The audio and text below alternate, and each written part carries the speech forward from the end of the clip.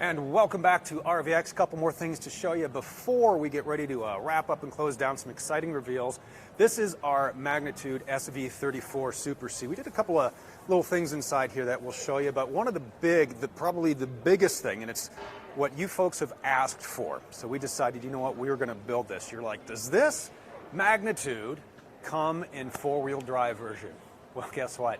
The SV34 does, and it's this one right here. Again, talking with Vice President of Product Development, John Kreider. And John, people are, I don't want to say pumped or jazzed, but they are extremely excited about the four-wheel drive option on this Magnitude. Well, I would say, Steve, since we're in Salt Lake City, I'd say they're probably jazzed. Oh, I see where you're going with that. I see they're probably jazzed. I should have looked at the basketball stadium. Yeah. So let's talk about the four-wheel drive system in here. How it works, what it means for the chassis, and in towing and all the specs. Yeah, so we have a four-wheel drive system available now in the SV34, right? So we're starting off in the SV34 because the four-wheel drive system adds a little bit of weight to the front axle. All right, so when we look at the overall weights, we thought, well, let's do it on kind of our medium-sized coach or our smaller-sized coach. And then in the future, who knows, maybe we'll get some smaller coaches that can get four-wheel drive too. But for now, SV34 gets it. The 36-footers aren't going to get it right now just because we want to get it out into the market and see how people are going to use it.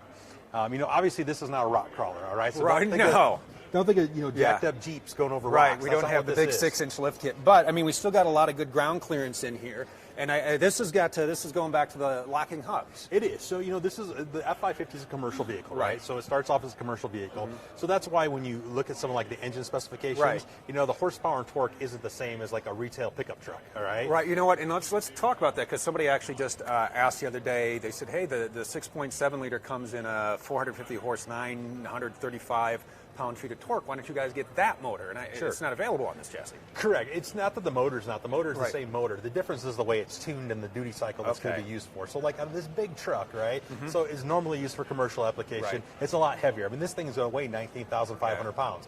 Your normal pickup truck weighs, 6, 7, 8,000 pounds less than that.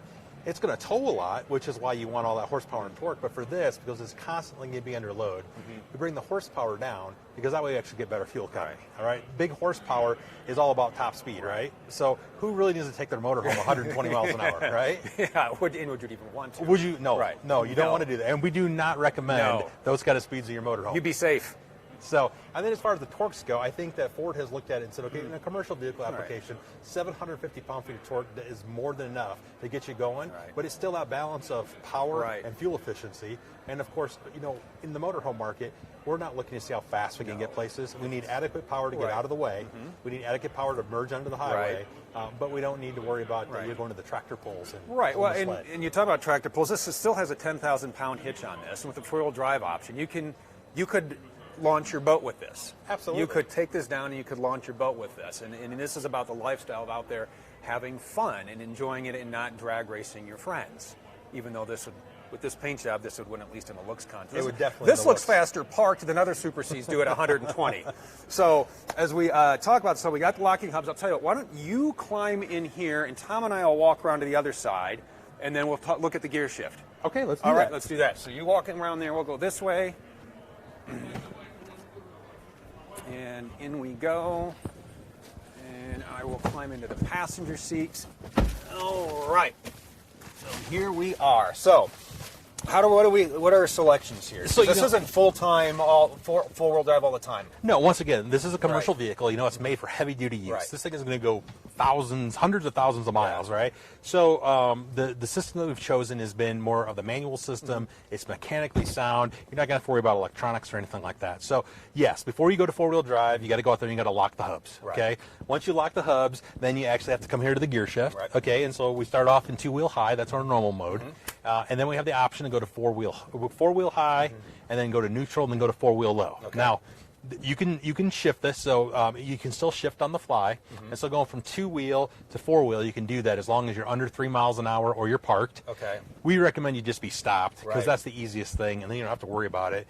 But you don't have to necessarily be in neutral to do that. So it's on the fly. Now, when you want to go to four-wheel low, you do have to put the transmission in neutral. Okay. And then you do have to shift down in there because we know in low, Right. it's very low speeds. Right. And you don't want to be in a point where you're rolling already. You try to shift down there, you get all the grinding and all that kind of stuff. So, it's so simple. So, the F550 has a great chassis. You got a nice instrument cluster. If there's anything wrong with your four-wheel drive system, it'll show up on your instrument cluster.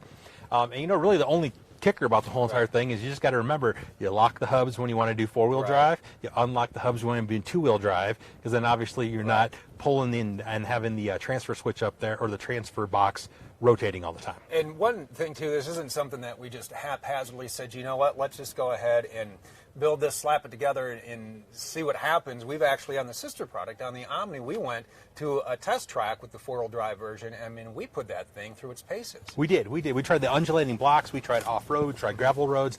I mean, when we say four-wheel drive, I mean, we want to explain that this is like four-wheeling, okay? Yes. This isn't four-wheeling like we talked You're about not rock in a crawling. Jeep. You're not in a Wrangler.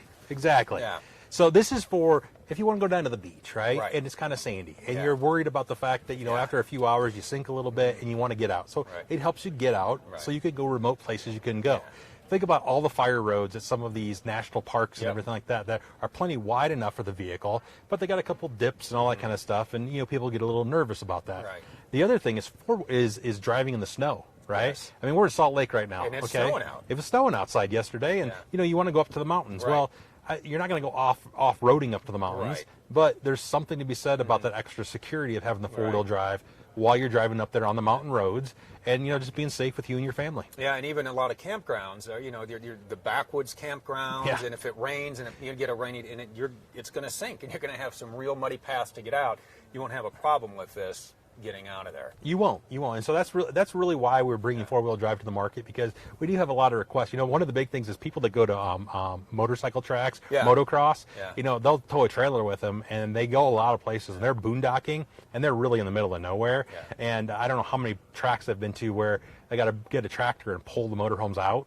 Like, you're going to be the guy that just shifts down into it, or you're going to be the lady that just hops in there with her husband or her kids or whoever they're traveling with, significant other, and boom, they're out. And you'll be pulling other people out. 10,000-pound hitch. You could probably make some good money during the campground there too. You probably could. So that's the four-wheel drive SV34. A couple other special things we did just for this show. We put we got the theater seats in there, and the design team put in a special backsplash as well, and so just a couple of little design interior tweaks in here. Yeah, a little tweak, something to jazz it up just a little. Yeah. Jazz it up again, Steve. See, I see where you're going with that. Jazz it up a little bit. Salt Lake City theme here.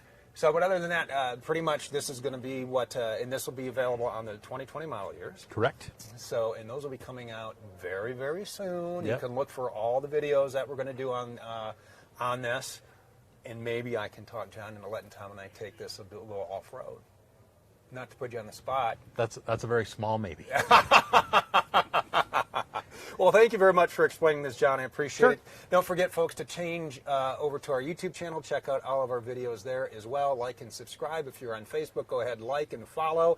While you're on YouTube, hit that little bell button so you get a notification when we are going live. We're also on Periscope. I appreciate all the follows and the likes and all the questions. We're trying to get as many answers to you as we can. A couple more things to share. They're going to have to wrap things up, so hang in there. We'll be right back with a couple more neat RVX reveals for you.